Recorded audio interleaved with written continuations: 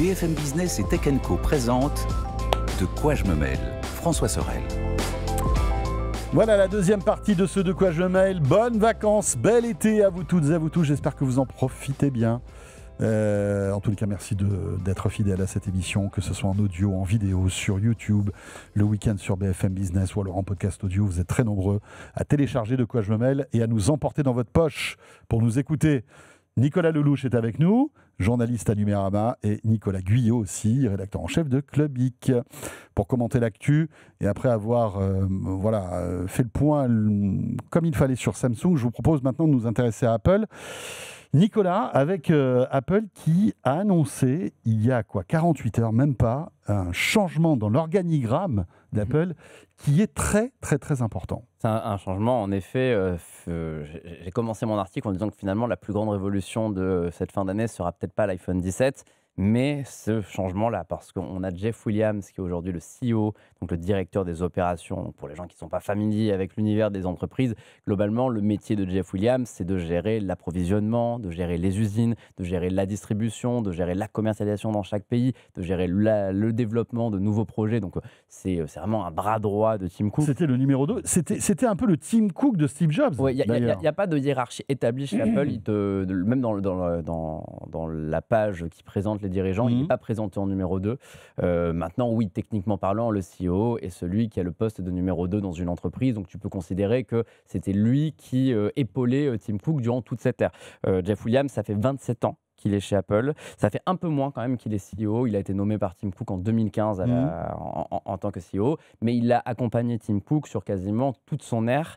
Et ce qu'on peut se dire aujourd'hui avec l'annonce de sa retraite, parce qu'il part à la retraite, il ne part pas à la concurrence, il explique dans le communiqué qu'il veut passer du temps avec ses petits-enfants et qu'il a envie d'arriver à la fin.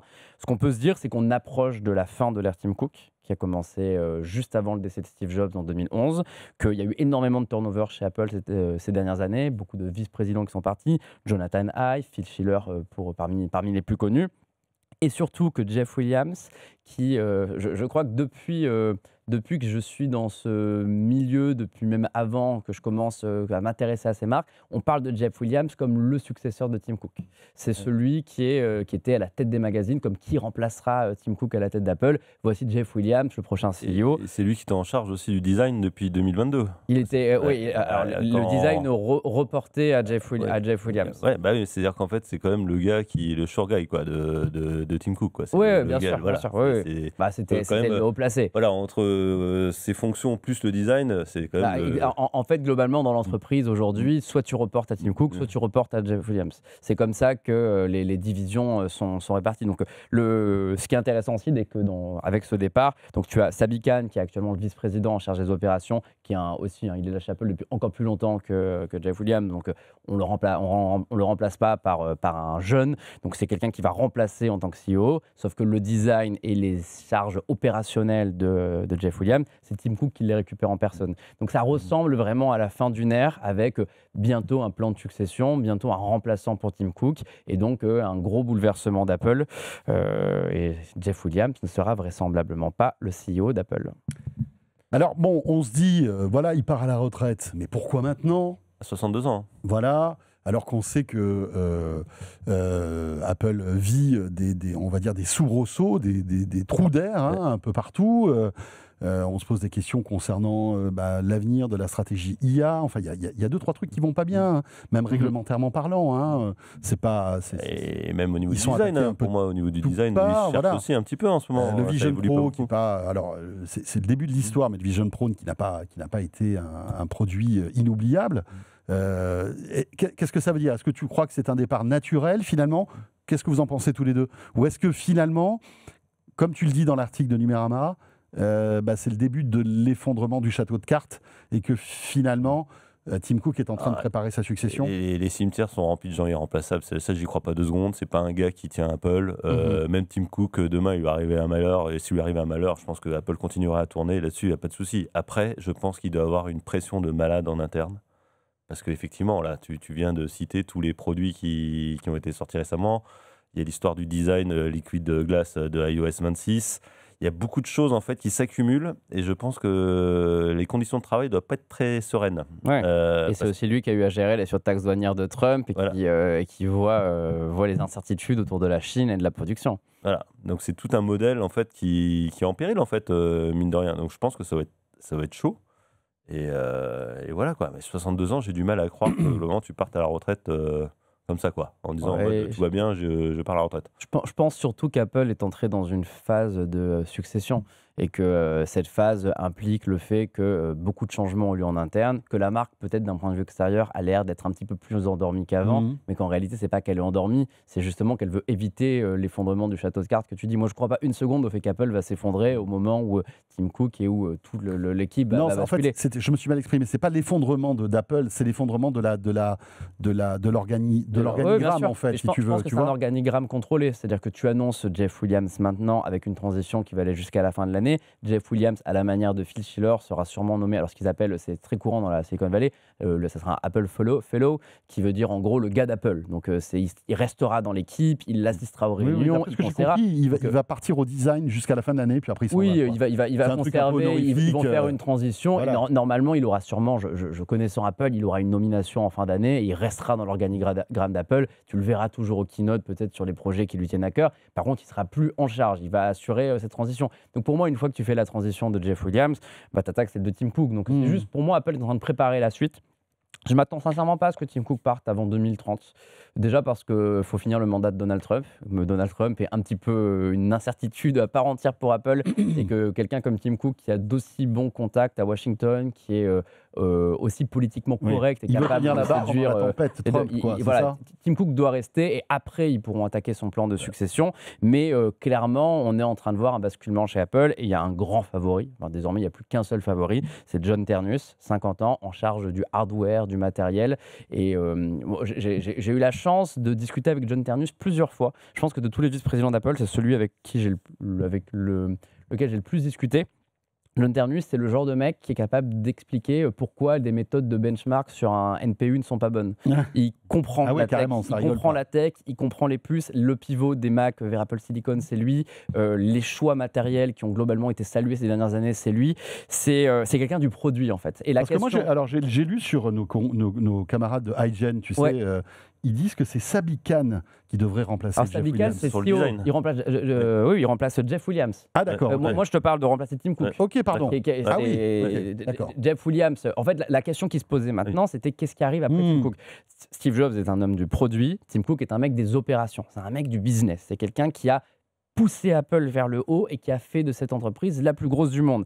La question derrière, c'était est-ce qu'on nomme Jeff Williams, donc dans la continuité, il a le poste que Tim Cook avait avant d'arriver, ou est-ce que tu nommes quelqu'un du produit pour refaire d'Apple une entreprise plus innovante avec un CEO qui connaît les produits? Et ça sera John Ternus, a priori. Et Sabi Khan, c'est vraiment CEO. Et en fait, le truc, il faut se dire aussi que tous les produits, là, on parle quand même d'une roadmap. C'est-à-dire qu'il y a un gars qui part, ça peut pas s'écrouler parce qu'en fait, il y a déjà une roadmap en interne à 2, 5, 10 ans. Voilà. C'est la grande force d'Apple. Oui, c'est un gros paquebot. Tu peux pas décider de changer de cap comme ça. Même s'il y en a 10 qui sautent, le paquebot, il va continuer quoi, sur sa lancée. On l'a vu avec le décès de Steve Jobs. En fait, il avait déjà un testament. Les gars, ils vont continuer à suivre la feuille de route. Donc, il y aura une feuille de route. Je pense que Tim Cook, quand il partira, il y aura une feuille de route.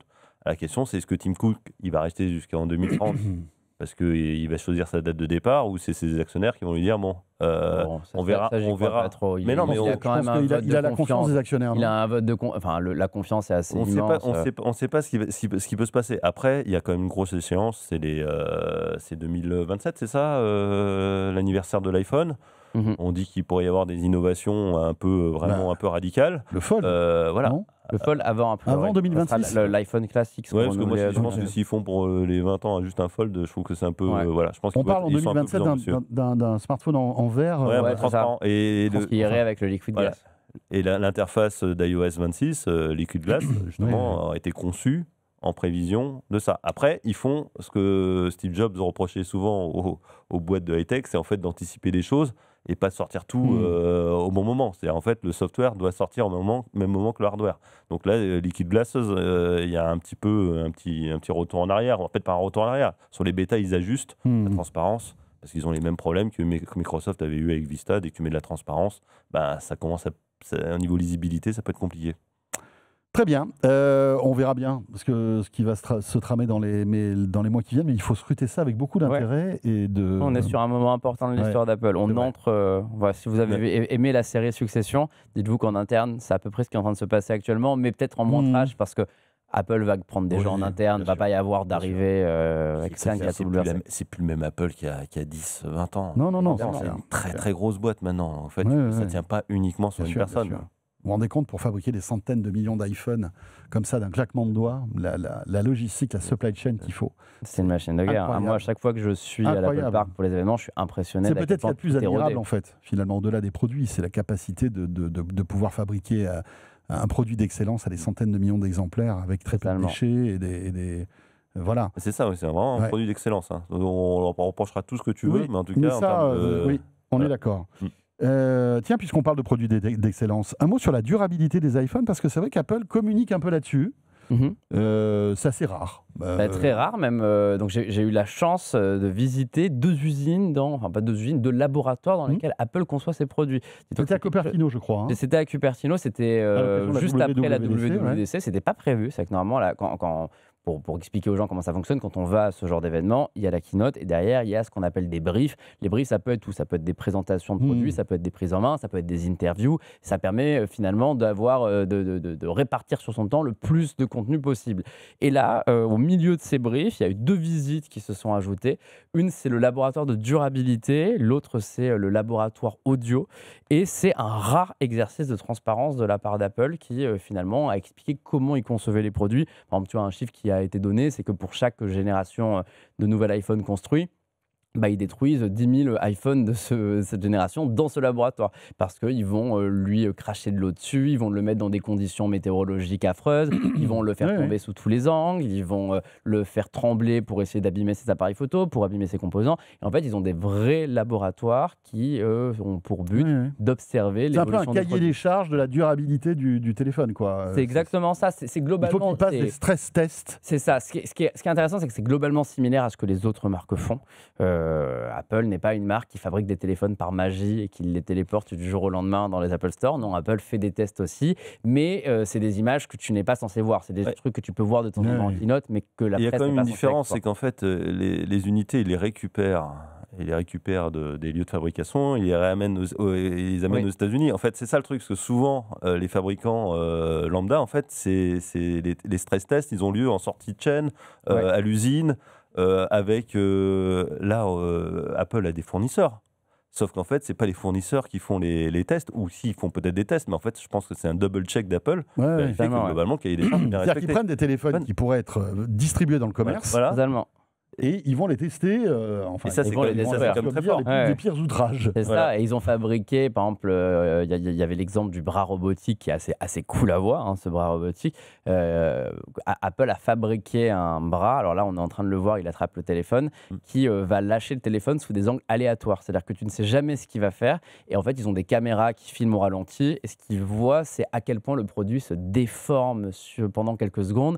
Et ensuite, après, ils démontent le produit, ils regardent ce qu'il a abîmé, ce qu'il l'a pas abîmé. Donc en fait, ça permet de tester n'importe quel angle de chute dans une rue, de comprendre en fait si le positionnement de ton appareil photo, il est trop mal réparti, donc il va déséquilibrer le téléphone constamment ou non. Et ça permet finalement d'améliorer les produits génération après génération.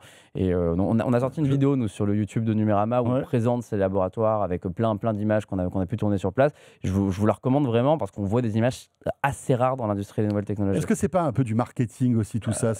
Évidemment. On ouvre ça aux journalistes pour dire regardez, vous avez vu, on a de beaux robots hyper high-tech, etc. Oui et non, François, c'est qu'en fait derrière, ça explique aussi pourquoi. aussi de la communication d'Apple, je pense. Mais ça explique pourquoi aussi 56% des smartphones reconditionnés dans le monde vendus sont des iPhones. C'est en fait c'est ça pourquoi un iPhone a 40% de valeur supplémentaire sur le marché d'occasion. C'est en fait factuellement un iPhone résiste mieux aux affres du temps aux aléas du quotidien, on va dire, qu'un Android lambda. Et c'est leur grande force. C'est leur grande force. Ça, tu peux pas leur retirer, quoi. En fait, les gars, ils ont 200 laboratoires, ils ouvrent les portes. Nico a eu la chance de pouvoir filmer, etc. Et ça, c'est une vraie valeur ajoutée. Ça, moi, derrière, tu peux me foutre du marketing, du machin, ça, ça c'est concret, quoi. Bien sûr. Et évidemment que c'est de la communication quand on ouvre tes labos, mais c'est en tout cas une communication intéressante qui a le mérite de nous laisser filmer, de nous laisser faire ce qu'on veut là-dedans. Bon, évidemment, j'ai pas vu les iPhone 17. Je te cache pas que j'ai posé la question, mais tu n'en as pas vu. Non. Par contre, ce qu'il me disait, il devait être en stress test à côté, quoi. C'est très certainement. Et du coup, le deuxième labo, c'était le Audiolab. Alors, l'Audiolab est marrant parce qu'on nous explique que c'est le laboratoire où tous les produits qui ont un haut-parleur et un micro chez Apple ont été conçus. Donc, quasiment tous les produits, finalement. En tout cas, tous les AirPods ont été inventés dans ces endroits. Incroyable. Et ce que m'a dit, du coup, le responsable d'AirPods, c'est qu'ils ont demandé à tous les employés de rester chez eux parce qu'ils ont tous des produits qui ne sont pas sortis. Donc, du coup, ils ne voulaient pas que quelqu'un tombe sur un journaliste par erreur avec un téléphone ou des AirPods qui n'existent pas. 3. Du coup, ils ont demandé, les locaux étaient complètement vides et on avait juste des visites des salles parce qu'ils ne voulaient pas que tu vois les produits, quoi. Et ouais, le AirPower, il est quelque part sur un bureau. Je suis sûr que des gens en AirPower, ils l'utilisent chez Apple. Peut-être même qu'ils ont créé un incendie chez eux. Je leur souhaite pas, mais c'est possible. C'est intéressant ce produit AirPower qui était à 2 doigts de sortir visiblement et qu'Apple a rayé de sa carte, de sa liste, parce que ça marchait pas, parce que ça chauffait, parce que c'était compliqué. C'est dingue. Juste encore un mot sur Apple. C'est, vous le savez, on en parlait tout à l'heure, sans doute pour les 20 ans de l'iPhone, on aura une petite surprise, un téléphone vraiment innovant, comme l'avait été en 2017 l'iPhone 10, rappelez-vous, qui était une vraie cassure par rapport à ce que Apple faisait avant. C'était le début du Face ID, qui était une petite révolution quand même. Donc là, on s'attend pour les 20 ans, en 2027, à quelque chose vraiment de waouh. On parle de ce smartphone en verre, avec des bords un petit peu comme le faisait Samsung il y a quelques années, un écran qui irait sur les côtés comme ça. Et on se dit que Apple est en train de préparer le terrain, en tout cas les utilisateurs, avec iOS 26 et puis bien sûr iOS 27. iOS 26 qui, déjà dans ses bêtas, incluait ce fameux liquid glass qui était, on va dire, un effet visuel qui irait très bien justement avec ce téléphone un peu innovant qui sortirait non pas l'année prochaine mais l'année d'après. Est-ce que tu l'as testé le liquid glass? Vous l'avez testé ou pas? J'ai la bêta sur mon téléphone et je fais partie des gens très en colère du retrait dans la bêta 3 parce que c'est... Alors c'est ça l'actu. L'actu, c'est ça. On est passé d'un liquid glass ultra ambitieux avec plein d'animations, un effet très liquide. Tu avais vraiment l'impression d'avoir de l'eau sur tous les boutons. Et quand tu passais au-dessus, tu avais vraiment un effet comme si tu tapais sur de l'eau, tu sais, avec le rayonnement, tout ça, à quelque chose réussi qui est, déjà qui était pas toujours parfaitement lisible, mais globalement réussi. Personnellement, je considérais que c'était une vraie amélioration et surtout que c'était ambitieux. Là, on a quelque chose de beaucoup moins ambitieux. On a des boutons transparents, mais un peu glacés derrière, ce qui fait que tu peux parfaitement lire dessus, mais tu n'as plus cet effet liquide. Donc, la question, c'est est-ce qu'avec les futurs bêtas, ils vont trouver un équilibre entre les deux, ou est-ce qu'ils sont arrivés en interne à la conclusion que c'était peut-être pas une très bonne idée et qu'ils y renoncent, ce qui, de mon point de vue, serait assez dommage. Non, mais ils l'ont déjà fait, ça, sur des bêtas. Après, je pense qu'ils cherchent. Là, je pense qu'effectivement, ils éteignent un incendie et ils vont voir qu'il y en a un autre qui s'allume. Ils vont corriger au fur et à mesure. Ils vont y aller un peu en tâtonnant, mais sincèrement, oui, effectivement, il y a de l'ambition. Je pense que si Apple commence à revenir en arrière, ça commence à être un peu compliqué. Au niveau de l'OS, c'est quand même leur force numéro 1. Avec l'iPhone 17, on verrait ces effets liquid glass sur iOS 26. On est d'accord. Normalement, oui, et sur tous les iPhones à partir de l'iPhone. Parce qu'Apple a communiqué là-dessus à la WWDC. Oui, bien sûr. iOS 26 a été annoncé. Ça reprend le langage visuel du Vision Pro. Et je vous recommande d'ailleurs une très bonne vidéo de Léo Duff qui a fait une vidéo justement qui s'interroge sur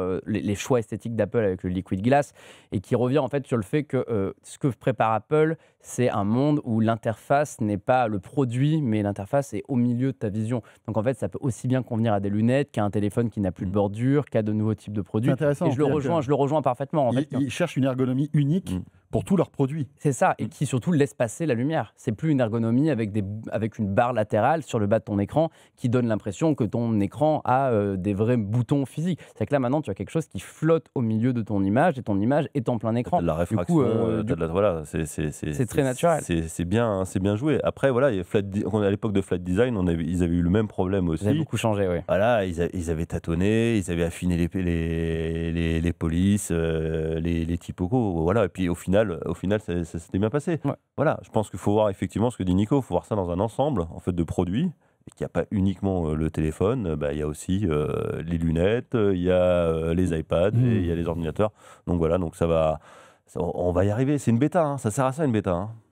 Donc, voilà. Donc, effectivement, ils avaient aussi des problèmes avec Apple Music où c'était un peu compliqué la transparence avec Liquid Glass. Ouais. Voilà. Bon, après, en termes de lisibilité, oui. Voilà. Bon, voilà, mais ils vont se corriger. C'est comme quand on fait des maquettes. À l'époque, on faisait des maquettes dans les journaux papier. Ben, effectivement, de temps en temps, on doit corriger des choses. Non, c'est clair. Voilà. C'est clair. Et puis, c'est une bêta, rappelons-le. Voilà. Hein. Oui, non, bien sûr. Non, mais toi, tu essuies les plâtres aussi en temps réel de ce que Apple propose. Et de parfois, façon, ils enlèvent des trucs, ils les remettent. Je pense que la réaction qu'il y a eu maintenant au retrait va les pousser à en remettre un petit peu plus. Donc, c'est plutôt une bonne nouvelle. Mais c'est vrai que ça m'a fait un peu mal au cœur après avoir installé cette nouvelle bêta de voir que tout ce que je trouvais waouh, que j'arrêtais pas de montrer aux gens, mais regarde comment c'est incroyable dans Apple Music. Bah là, non, c'est juste du blanc un petit peu transparent, quoi. C'est moins joli. Donc, j'espère qu'ils vont revenir à du vrai Liquid Glass. Bon, c'est quand la prochaine bêta? Ça va arriver cet été, dans 10 non? jours. Bah là, la dans bêta 10 jours. publique, ça sera la semaine prochaine, normalement. Et dans la foulée, il devrait y avoir une semaine après une quatrième bêta. On enchaîne avec un autre sujet intéressant. Alors, on pourrait en parler pendant des heures, mais je sais que tu as sélectionné ce sujet parce qu'il te tient à cœur. C'est notre ami Elon Musk. Quelle année 2000 on va dire la saison 2024-2025 pour Elon Musk, ça a été le meilleur comme le pire, en fait. Ouais, beaucoup de pire, finalement. Beaucoup de pire. Et évidemment, tu en parles souvent dans Numérama parce que tu suis ça de près. Et comment peut-on arriver à une telle déchéance, à de telles maladresses, en fait, quand on est l'homme le plus puissant du monde, le plus riche du monde, à la tête de sociétés tellement innovantes, SpaceX, Tesla, Neuralink, Starlink, je veux dire, c'est dingue, il a à son palmarès ce que jamais aucun humain n'a pu faire, en fait. Et à côté de ça, il se vautre sur des trucs, alors la politique bien évidemment, sa manière de communiquer qui est toujours un peu maladroite, c'est dingue, hein. C'est la politique le problème. Elon Musk joue les prolongations. Il fait un petit peu, vous savez, j'aime beaucoup le football. En ce moment, avec la Coupe du Monde des clubs, on a un peu une saison qui s'étend, qui va un peu trop loin. Et on pensait la saison d'Elon Musk terminée avec son retrait de la Maison Blanche, mais non. Il joue les prolongations et surtout il est en train de rentrer dans une galère qui va tellement lui coûter et c'est dommage parce que comme tu le dis et j'insiste là-dessus parce que les gens ont tendance à penser que quand on critique Elon Musk on ne reconnaît pas son génie. Je reconnais évidemment le génie d'Elon Musk.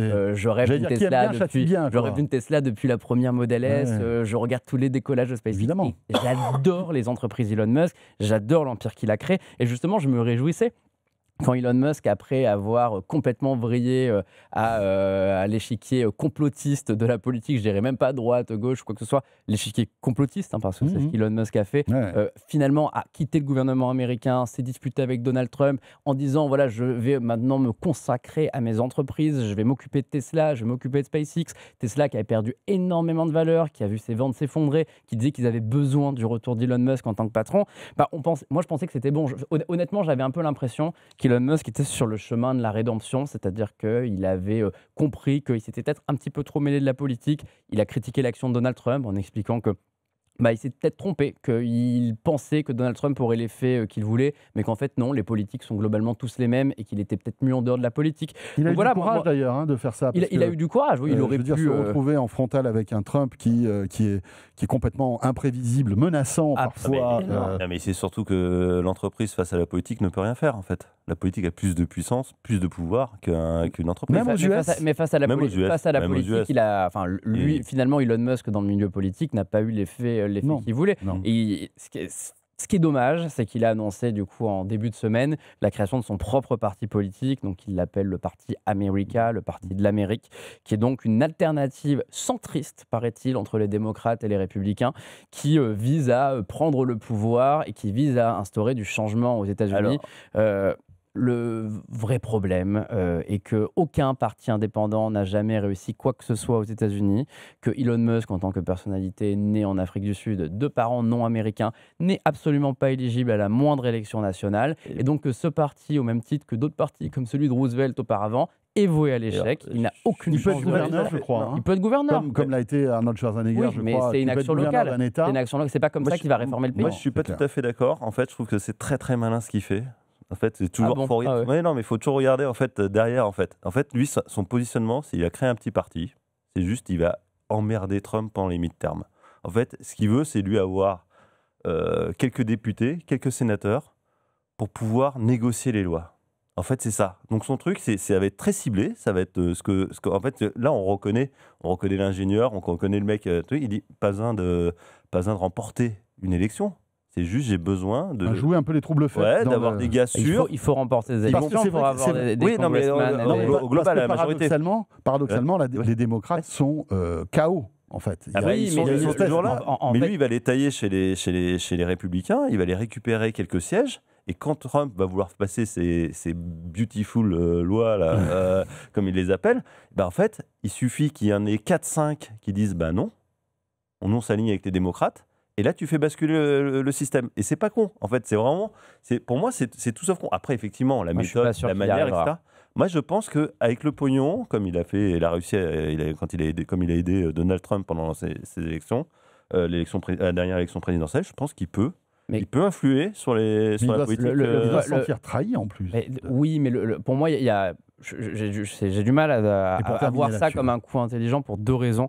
C'est que le système américain étant tellement bi-parti que tu as peu de chances de voir des élus républicains retourner contre les républicains parce qu'ils perdraient leurs avantages en étant dans leur propre parti. Donc rien que pour ça, je pense qu'Elon Musk va avoir du mal à rallier. C'est compliqué, le système électoral fait que pour te présenter dans un État ou un autre, c'est pas les mêmes règles, tu n'as pas les mêmes éligibilités. Du coup, je ne pense pas qu'il pourra se présenter. T'as 50 États, t'imagines statistiquement, en fait, le nombre de sénateurs. Mais ils ont plus intérêt à être dans le clan de Trump qui a plus de puissance qu'Elon Musk. Tu l'as dit toi-même que la politique... critiqué, voire bien sûr, mais il y a même des manifs dans les villes, etc.